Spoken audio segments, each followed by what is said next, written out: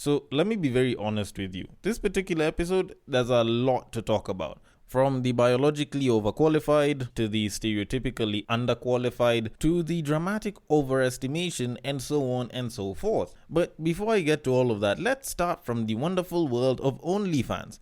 Now, OnlyFans models and sex workers have started feeling the pinch of the very sluggish economy, stating that they are having to work harder than ever. Now, this was actually a headline that I was seeing online on a bunch of sites and IG posts, and I've got to admit, it does seem pretty interesting. Because imagine one of them being interviewed and them talking about how they're having to work harder in that industry. Because let's be honest, them working harder in that industry does seem like a pretty pleasurable thing. Because imagine one of them busy saying, you know what, I have to suck 4 more dicks this week. Or there's someone else who's busy complaining that they have to send more than 15 nudes a week or a month. Like, it does seem pretty interesting. Because imagine them visiting their therapist and they're like, oh, I've really been doing so much work of late. The industry is becoming so hard to work in. I'm doing so much more. Now I have to do doggy style 6 days a week. Alright, let me be very honest. I know for a fact that OnlyFans isn't just the sexual content. Of course, there's more stuff that's put on there, but it's known for the sexual content. It's just that it does seem very hard to sort of empathize with their struggles and then saying that they have to work harder than ever before. Because when you think about a sex worker working harder than ever before, it just feels like it's more pleasure than they normally get. So it's actually supposed to be, like a much better feeling. But I guess probably in the same way that I probably might treat this podcast sort of like a profession and doing more episodes kind of drains me out, it'll probably do the same to them. Although I'm not gonna lie, because of doing a little bit of research, I know for a fact that it's not just the sexual content or more or less the sexual media that makes OnlyFans creators what they are. Like, they actually do a hell of a lot more there. There's a lot of chatting to the subscribers individually. There's a lot of the requests that they'll take and shit and stuff that they'll do for their fans. So I know there's a lot more that is done there. And to a certain degree, I do kind of feel sorry for them because every single person who hears that you're an OnlyFans creator just thinks you're just whoring yourself out on camera. Which could be true, but to a certain degree, you're sort of like some person or a bunch of people's online girlfriend or boyfriend or some shit like that. So it's almost like this artificial relationship that's created in a virtual space for you to connect with your fans in some sort of way. Which is kind of why I also feel sorry, if not feel more sorry for the fans, or should I call them subscribers or consumers or some shit, than I do for the creators, because these people are sort of used to this whole online girlfriend service that they've been getting and they've been paying for it every single month. But now, because their discretionary spending has to go down because the economy is fucked and the inflation is going through the roof, is now forcing them to sort of leave it. So you're probably finding that there's some guy busy crying in a dark corner somewhere, busy saying, I miss my relationship with Mia Khalifa. And when you ask him why, he's like, I can't afford her. I don't know what to do. And you're busy thinking that, this guy should have known that this is almost like gold digging. But he doesn't care. He's so used to that kind of relationship. While there's someone else who's busy like, I miss Black China's feet. I can't afford it right now and it sucks. Oh my goodness, like you kind of feel sorry for these people because it's like their hearts are breaking just because they can't afford to keep them intact. And the worst part is, now this would probably be the point in time where I'd tag myself and be like, how about you listen to Break Time on West Side so that you can, find a way to keep your heart intact without having to rely on a couple of internet babes that supply their girlfriend services to anyone who's willing to pay. And I'd make sure they'd know that the healing would begin the moment I start the podcast by saying these very typical words, which are, welcome to Break Time on West Side, your number one break time podcast, coming to you from Nairobi, Kenya. The man on the mic is a man who has not been working harder than ever, because hard is the only way that we work. He is a man who likes his women the same exact way he likes his yogurt. It is none other than your tall, dark, and mildly handsome man, Sir Denver B. The show is Tweetstreet, the show where we take a deep dive into Twitter, pull up a couple of tweets and break them down a little bit. Now, as usual, you know the drill. If you don't know the drill, then I'm gonna repeat it for you. And if you know the drill, you can repeat it after me. And if you don't feel like repeating it after me, then you can just listen and it'll kind of just repeat in your head. Because it's a very simple way of how it is that you can submit tweets for me to discuss on this show and contribute to the discussions that happen on this podcast. And it's a very simple drill, and it goes like this. You see that tweet, you like that tweet, you want us to discuss that tweet, you send that tweet. You send it to the DMs of @BagakaTheD, which happens to be my personal Twitter handle, and I will take it from there and I will handle it accordingly. On Facebook and on Instagram, if it is a screenshot, if it is a screen grab from Twitter, then you can send it to @BreakTimeOnWestside on both platforms, and I will take it from there and I will handle it accordingly. And if you are listening through an app that allows for ratings and reviews, a nice rating and or review will be highly appreciated. Gets me up the charts and continues helping me reassert the truth that I am a chart-topping podcaster, of which, funny enough, I was checking the past week's stats, and interestingly enough, for actually a bit of time, we were actually the #1 podcast in the relationships category on Apple Podcasts. So if anything, we should continue with the ratings and reviews so I can continue staying there because, well, I am a chart-topping podcaster. But anyways, that said and done, we have a bunch of tweets we need to discuss, and we have a lot more to come with that because there's a ton that I wanted to discuss, and I just figured I might as well throw it in there. First of all, Internet Explorer is officially dead. That happened last week, somewhere in the middle. And to be very honest, I kind of feel like people are giving it too much love and it's not even worth all of that. Like, people are busy talking about how legendary Internet Explorer was. And let's be very honest, it's not that it was legendary. Internet Explorer was actually a very shit browser. And the only reason you'd probably be using Internet Explorer is because you didn't have any other browser to use on your machine, or you probably had other options of browsers to use, but your computer just couldn't support any other besides Internet Explorer, which came in the box. So let's be very honest, it's not that we had that much of a choice when we were using Internet Explorer. So there's nothing legendary about it besides the fact that it was like the slowest, the most laggy, and the most annoying browser to use. So it was more shit than it was legendary, and I will leave it at that, and I will move it the hell on. Now, the World Swimming Governing Body, known as FINA, has adopted new rules for transgender athletes, only permitting swimmers who transitioned before the age of 12 to compete in women's events. Now, FINA's members voted in 71.5% in favor of the new quote-unquote gender inclusion policy at the organization's Extraordinary General Congress on Sunday, about a week or two ago. So the short version of it is transgender women can no longer participate in women's swimming, which, let's be honest, is a great thing. Because if anyone actually sort of paid attention to global news, I think it was like 2 or 3 months ago, there was this guy who ranked at like 400 and something in men's swimming. The guy literally transitioned, became a woman, and then went for women's swimming and went in and placed first. Like, they were ranked as the first. Which does go on to show you how, when you kind of look at transgenders, they're almost like a cheat code when it comes to like women's sports.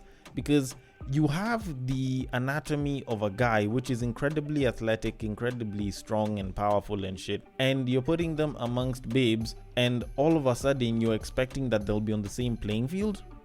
Fuck no. Throwing in a guy in a competition for women is pretty much like a cheat code, and that's why, to a certain degree, I feel like transgenders are a cheat code, because they get the benefits of women, such as, being treated, nicer by people, and also have the benefits of being a guy, which is, stronger, faster, more athletic, so they can definitely throw a punch if someone pisses them off. So in some ways, transgender women, which is, the men that transition to becoming women, are sort of like the best cheat code. Although at the same time, you look at the transgender men, the women that transitioned and became men, and they're kind of like the worst combination ever, because they have the anatomy of a babe, which isn't as strong, as fast, as athletic, and they're in the same environment with a group of people of a gender that has more of that in spades, and worse still, is probably more resilient to a lot of the shit that babes have been throwing at them. And as a result, it's like you're a bit short-handed, because, like, take for example, when it comes to approaching babes, I don't think babes know how badly guys get rejected. Like, they can hear stories, they can probably listen to us joking about it, but they don't know how hard that shit hits. So a transgender man might end up finding it extremely hard trying to hit on a woman at the gym who will look at them like a creep, or down the street when they look at you and they start saying that you're harassing them, or no matter how well you treat them, they will go for the shittier guy. Like, I don't think there's a lot of babes that would actually stand or be perfectly okay with that kind of treatment. But guys kind of get used to that shit over time because that's just how our lives are.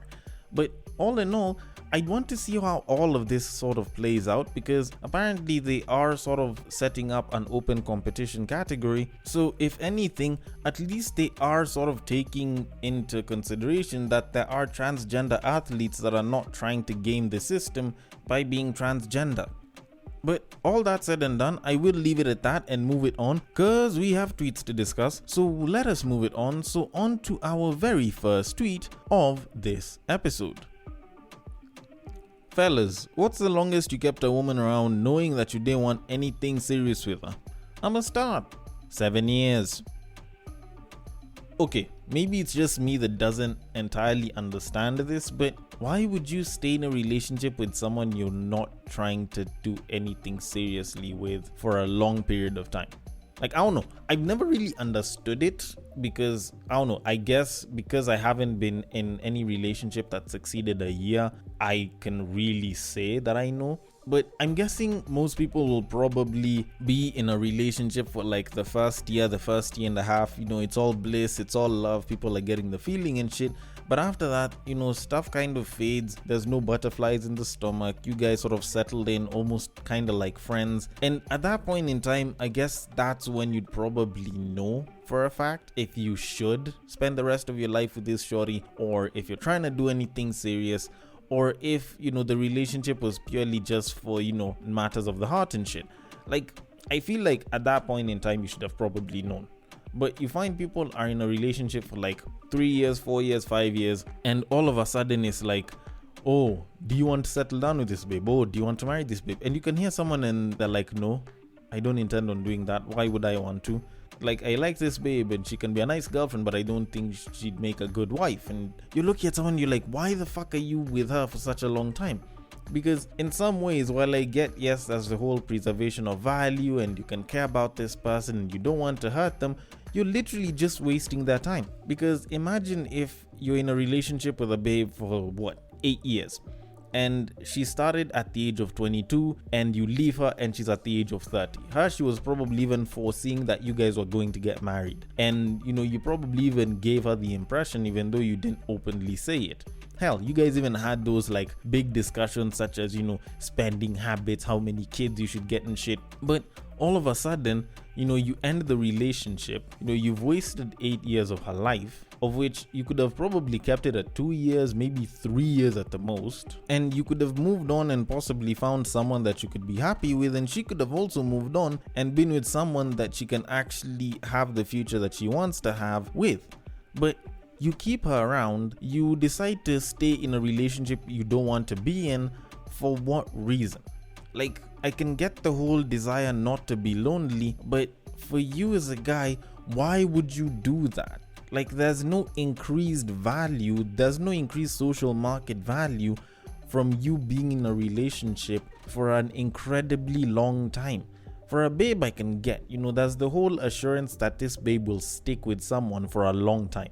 But for you as a guy, it makes absolutely zero sense. You'd probably have more social market value from banging more babes. But if you have more babes that you're banging and you're in a relationship for a long time, then you're probably just gonna come out as a cheat, which also kind of decreases your market value for the people that are trying to get into a relationship with you. You get? Like, I honestly feel like there's no plausible understanding, or at least I can't foresee any plausible understanding as to why a guy would do this. Personally, I think it's wrong. I don't advocate for wasting someone's time, probably because I value mine quite a bit. And honestly, if you don't feel like you're going to be with someone, or you don't want to be serious with someone for a long time, then the moment you feel like you're done with them, just leave. It might hurt them, but at least they will have a chance to go and be with someone that can actually treat them better, or at least have the same sort of outlook that they do. don't waste that time. Like, there was some shit that some guy had said on Twitter a bit of a while back. I don't know if it was a couple of months or even last year. And I can remember talking about it, and it was them saying that a guy will know whether he wants to spend the rest of his life with you within the first 6 months. They don't need to be there with you for like years and years and years. And to a certain degree, I do actually kind of agree with that. You'd probably want to settle down with someone, or at least if you are thinking of settling down with someone, within those first 6 months, you'd probably have a pretty good idea whether you will or you won't. But all in all, while some people might take 6 months and others might take a year, just please don't waste someone's time, because I think anything exceeding a year and a half to 2 years, and you're in your 20s or in your 30s or even in your 40s and you're not trying to settle down with them, is honestly just wasting someone's time, and that time is incredibly precious. If you love them, set them free. Anyways, all that said and done, I will leave it at that. So on to our very next tweet of this episode. Women to stay away from: nurses, IG models, podcast owners, realtors, teachers, bottle girls. Newest addition is stock traders, and flight attendants will come at an honorable mention. Alright, so wow, this is a lot of professions. Am I saying that I agree with it? No, but I can kind of get why someone would. Because there's a lot of stereotypes with women in these particular professions. Now, I can understand being told to stay away from nurses, IG models, bottle girls, and flight attendants, because there's this belief that a lot of them will get a lot of random dick, or at least they'll be fucked randomly by random people, and it's very easy for them to cheat. Now, can I say that it's true? No. But a lot of us have seen the nurse porn, we have seen the flight attendants and the whole idea of the Mile High Club stories, and I guess bottle girls, considering that they're at the club and some guy will want to blow stack and sometimes they're skimpily dressed, maybe they might be looking for a guy to spend stack on them and they're willing to give up the pussy. That one I can get from a stereotypical point of view. Do I entirely believe it? No. Now, realtors and teachers, to a certain degree, I can guess that it's not about the sex, it's about the mindset. Because when you're on IG and you see a lot of these realtors busy talking about, what it is that they do, and there's someone who's saying, oh, I'm in real estate, or, I'm in stock trading, they usually on this whole, I'm all about the growth mindset, I grind every single time, I'm looking for a man to build with, blah, blah, blah. And half of that stereotypical bullshit that they repeat on and on and on again can just be tiring as fuck. Now, to a certain degree, I'm not gonna lie, they do sound like niggas, because it's guys who will brag about what it is that they do and how they do it. Stock people will talk about how, they always go into stock trading and shit, and realtors will talk about real estate. And that seems like a very masculine thing to do, and I'd probably avoid that, because if you are dating someone who's stereotypically in that category, that's what you'd expect. Now, that one I can understand. Podcast owners, that one, it's mostly the obscene opinions, and especially if you look at the place where there's a lot of black females in the podcasting space, which is the US of A, they have a lot of very, very interesting, controversial opinions. Do they believe in it? Do they not? I can't say for sure, but those interesting opinions can be what will write some people off, and I can understand why. So I will leave it at that. The one I don't get is teachers though. Teachers, okay, maybe some of them have been fucking their students. I actually have dealt with a couple of stories of it. Maybe they are fucking their students, but I don't think it's all of them. And I do think that a lot of teachers are actually pretty nice people. Now, does it mean that they aren't fucking their students? Well, I guess maybe for the most of them they aren't, or there aren't that many stories that they aren't. Compared to the number of teachers that exist and the number of stories that are out there, I don't even think it's 3% of the teaching population that are doing that. So if anything, I think teachers should be scrapped off this list. Nurses, it's a bit ish. Bottle girls, that's entirely up to you. And probably realtors probably should also get the benefit of the doubt, because not all of them are about this whole stereotypical, I'm just trying to build a blah blah bullshit. But anyways, that's just my choosing And you can feel free to tell me yours, but we shall move it on to our very final tweet of this episode. Only broke niggas worry about gold diggers. Niggas like blowing a bag. It is an ego boost. If a chick with a nigga running it up, it's because he wants to run it up. It is a mutual benefit for all parties involved. He's getting that ego boost / strokes, and she's getting that financial security. The game is the game, baby. Okay, I can agree to the first quarter of this entire tweet, and that is only broke niggas worry about gold diggers. To a huge degree, I guess probably because I haven't seen the ultra wealthy side of life yet, I can say that this is true. A lot of broke guys are the ones who will complain about gold diggers. And also women as well, I guess. But also rich guys do worry about gold diggers because especially if they're trying to have something meaningful and long term, they will worry about a babe just wanting them for their money. Like, I actually know a homie who's been making really good money who was expressing this same issue right now. Like, he's actually looking for a babe, but now he has to start worrying about whether they just want to be with him for the money. But that said and done, do niggas like blowing a bag? I don't think so. I honestly do not. I think some guys might want to blow a bag for the sake of their own validation, but for the typical regular guy that makes good money, they don't particularly want to just blow a bag on a shorty. Now, the reason why it can look that way is because as human beings we believe in reciprocity, or reciprocation, if I can put it that way. Now, the idea is if I give you something and you feel nice about it, then you're also sort of inclined to want to give me something back, which is kind of something that, most people have learned to do, whether it's barter trade, whether it's just treating people well. If you treat me nicely, I'll treat you nicely. If you give me loyalty, I will also be loyal to you till the end. Like, that's sort of the reciprocity that a lot of us human beings want and expect from other people. Now, for guys, because sex is a challenge, that sort of kind of factors in the same exact way, which is why guys will believe in the act of putting money down before or after the sex as a way of, sort of satisfying the needs of the other person. Now, that can come in the form of you paying a prostitute or taking a babe out on a date, or after you've banged a shorty, you take her home, or you pay for her Uber, or you pay for her Uber so that she can come, and then you fuck her, and then you pay for her Uber to go back home. Now, if you make more money and you end up sleeping with or being with a babe that you feel is so much higher level than you are, or that you think she is, then you will probably want to do more for her because you feel like she is worth a hell of a lot more. So take for example, if you fucked Demi Rose, the IG influencer and model and shit, and you felt like she's this super high level woman and she asks you to get her a Chanel bag so that you can fuck her, then you'll probably buy her a couple of them, assuming that you will get a couple of more rounds to fuck.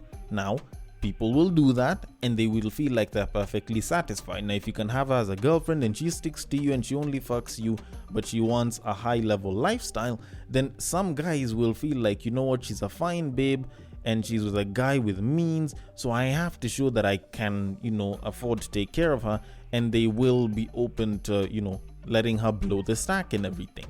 But now, if she was to tell you, you know what, I'm a high level babe and shit, but all I want you to do is make me breakfast in the morning after you fucked me and just treat me like a decent babe and be sweet with me, I kid you the fuck not, guys would never spend money on her. Guys would never, or at least they would on occasion as a way of showing love, not as a result of them showing that they can blow stack, which is why I feel like the guys that usually say such shit about, guys wanting to spend money and shit, are simply guys who just want to show that they have money. And the only way that they can show that they have money is when they get a high maintenance babe and blow a bunch of stack, because you don't show that you have a lot of money by telling everyone that you have a lot of money or showing, your bank account balance. You show it by going for expensive shit, buying expensive cars, eating at expensive places, and going to expensive destinations. And for the most part, if you're doing this and just posting it on the gram, then all you're doing is just showing that you have money so that people can like you a lot more. So at the end of it, it's literally just for your own validation. Although, then again, maybe I am wrong about this. Maybe guys actually do love blowing a stack on babes, they just don't have the stack to blow on the babes. Either way, I want your thoughts on this. The DMs are open. On Twitter, it is at BagakaTheD, which happens to be my personal Twitter handle. On Facebook and on IG, it is at Breaktime on Westside. Thank you so much for listening all the way till the end, and I will catch you guys on the next break.